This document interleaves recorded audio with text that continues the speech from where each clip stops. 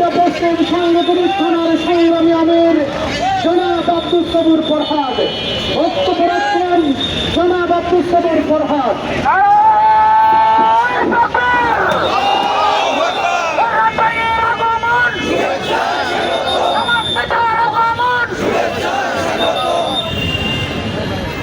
আলহামদুলিল্লাহি রাব্বিল আলামিন, আসসালাতু ওয়াসসালামু আলা সাইয়্যিদিল মুরসালিন ওয়া আলা আলিহি ওয়া আসহাবিহি আজমাইন।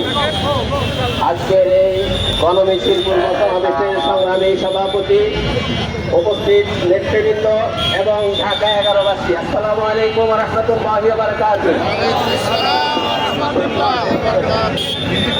আমরা 2010 সাল থেকে যে বিপরীত শক্তির মোকাবেলা করে আজ পর্যন্ত আল্লাহর জমিনে বেঁচে আছি, এই জন্য আল্লাহ দরবারে শুকর আদায় করি আলহামদুলিল্লাহ।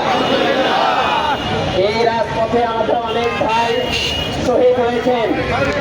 জুলাই 24 আন্দোলনের অন্যতম শহীদের হাত হচ্ছে এই রাজপথ। আমরা আজকে সেখানে দাঁড়িয়ে সেই শহীদদেরকে স্মরণ করতে যাচ্ছি, যারা আমাদের কথা বলার স্বাধীনতা এনে দিয়েছে। আগামী 12ই ফেব্রুয়ারি নির্বাচনে আমরা স্বাধীনভাবে মাথা উঁচু করে পৃথিবীর বুকে বেঁচে থাকতে চাই।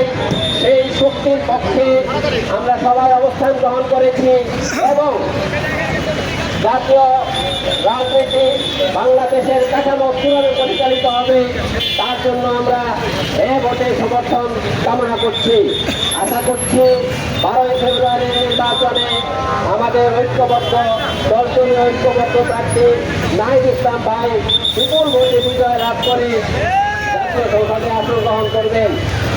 একই সাথে আমাদের রাষ্ট্র কাঠামো পরিবর্তনের জন্য আমরা ভোটকে বিজয়ী করে আমাদের রাষ্ট্রীয় কাঠামো পরিবর্তনের সুযোগ দেব, এই আশা রেখে আমার আজকে সংক্ষিপ্ত আলোচনা এখানে শেষ করছি। আসসালামু আলাইকুম ওয়া রাহমাতুল্লাহি ওয়া বারাকাতুহু।